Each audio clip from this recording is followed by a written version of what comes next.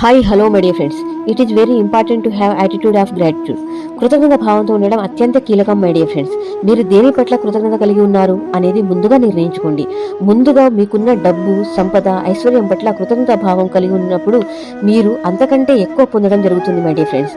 అలాగే మీరు పరిసరాల పట్ల, మీ సంబంధిత వ్యక్తుల పట్ల, మీకు కావాల్సిన అవసరాలను సమకూర్చే వారి పట్ల, మీ పని మనుషుల పట్ల, ఇలా ప్రతి దాని పట్ల మీరు కృతజ్ఞతను కనబరిచినప్పుడు మీ అనాహత చక్రంలోని ఈర్ష్య, కపటం, ద్వేషం ఇవన్నీ కరిగిపోయి మీకు స్వచ్ఛతను పొందగలుగుతారు మై డియర్ ఫ్రెండ్స్.